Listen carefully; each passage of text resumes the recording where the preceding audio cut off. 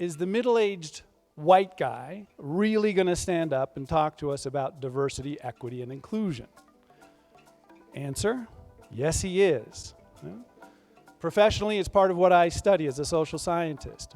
Personally, I have a daughter who's 12 years old, and I want a world that's more welcoming and inclusive for her, no matter what track she chooses. Also, I'm a representative of the majority group, especially in computing. The majority group who has the most position power to make change and responsibility to make change.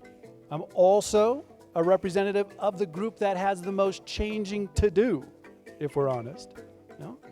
So the question for me really isn't why am I standing up to talk about this? The question is why aren't more middle-aged white guys standing up to talk about diversity, equity, and inclusion?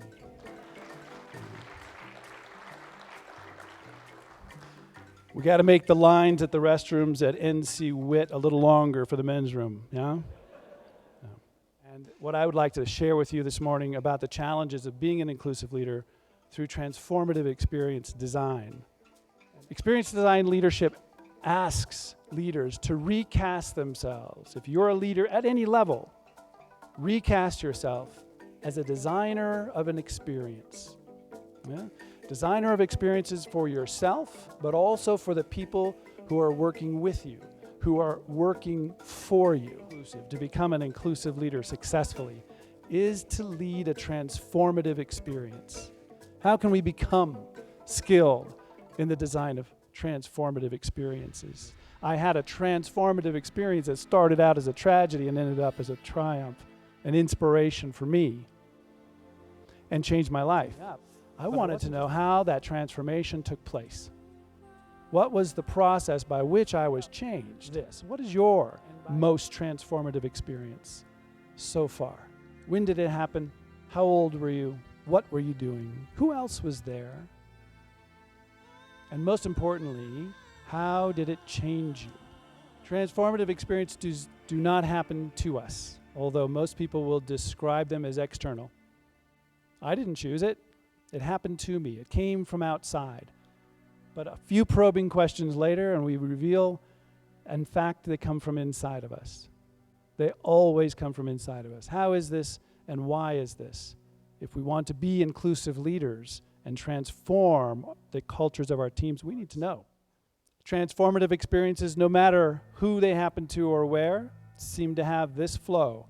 They start with a discomfort zone experience. But we can't have a transformative experience from the nice, cozy sofa, never leaving the house. It demands that we get out, get wet, get dirty in some way, figuratively or otherwise. And think about discomfort zone experiences in 3 categories as a designer. If I'm going to lead my group to a more inclusive culture, I need to ask them to take risks. That's a risk invitation. What kind of risk invitations are you offering your colleagues? Or even yourself? What's your risk profile if you're talking about physical risk? What's your risk profile if you're talking about intellectual or emotional risk? And if you're a leader, do you know the risk profiles of your team members? It happens. Number 1, what can happen if I take this risk? But we usually skew this negative. What's the worst that could happen? Yeah. Number 2, how likely is that horrible outcome? Because we do skew negative. And 3, what are the consequences if that outcome occurs?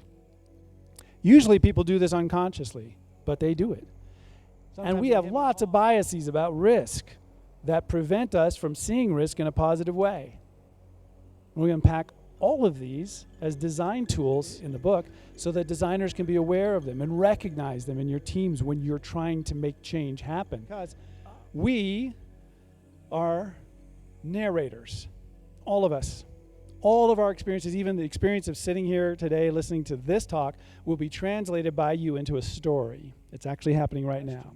And what is the narrative I want my team members and my colleagues to generate from the experiences we're having? Will it be a narrative of inclusion and belongingness? Will it be a narrative of exclusion and self-censoring and code switching and covering? That's called backwards design. We're going to start with the end being the narrative. Backwards engineer the kind of experiences, the kinds of risks I'm going to ask and design for us to take together. But it's not a transformative experience if it doesn't change our sense of self in some way. And that can apply to the individual, you, but also to your team. People have their role identities, their professional identities, the things that are expected of them, but they also have social identities. Those identities that adhere us and connect us to others who are like us, like all of us here, forming a community around NCWIT, a social identity of I'm part of this. And then we have personal identities. Those are things that don't tie us to others, but separate us and make us distinct and unique from others.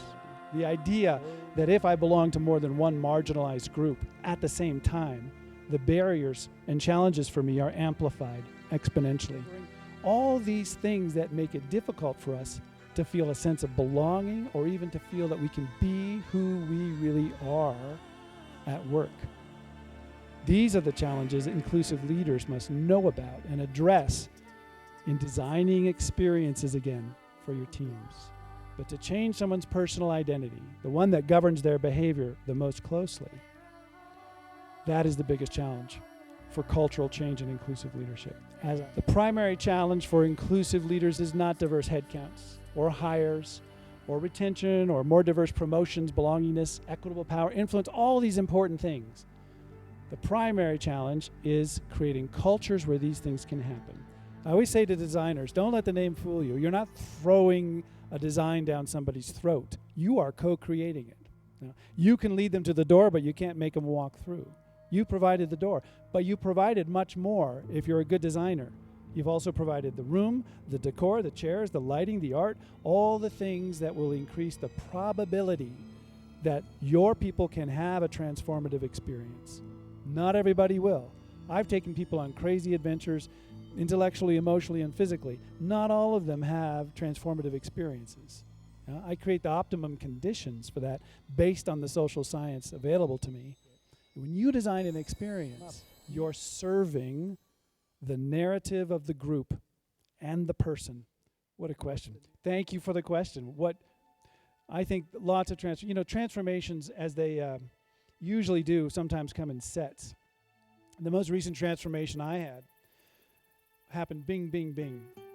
It's a chapter in my book. It's called Cancer, COVID, and Divorce. And it happened to me at the same time over the last 3 years. Followed, as a bonus with a hip replacement. And when that happens, it feels like it's all happening to you from the outside. And it's hard to recognize the invitation hidden inside of it. As I always say, cancer, and many of you will know this, is an invitation you cannot refuse. But you do get to decide how you will RSVP. And therein lies the transformation. And to me, it ushered in invitations to change my life completely.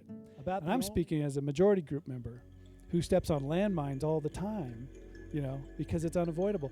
And in some cases, learn more from stepping on landmines than I do if I do everything perfectly.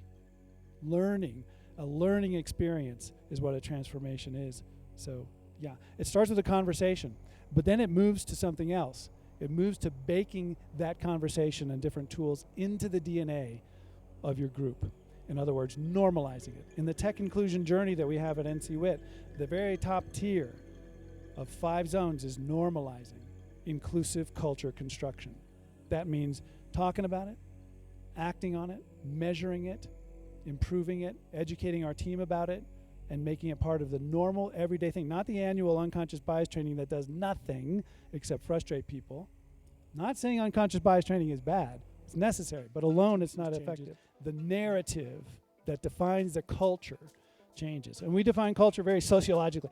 Culture is a shared set of defining norms and values that govern our behaviors, practices, policies, and procedures. What does that mean to me every day in my experience? It's the narrative that I am going home with at the end of the day. How was your day, dear?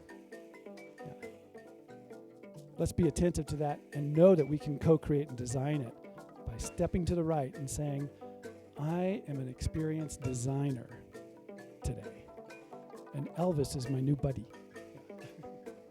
Thank you all again. And I look forward to talking with you individually.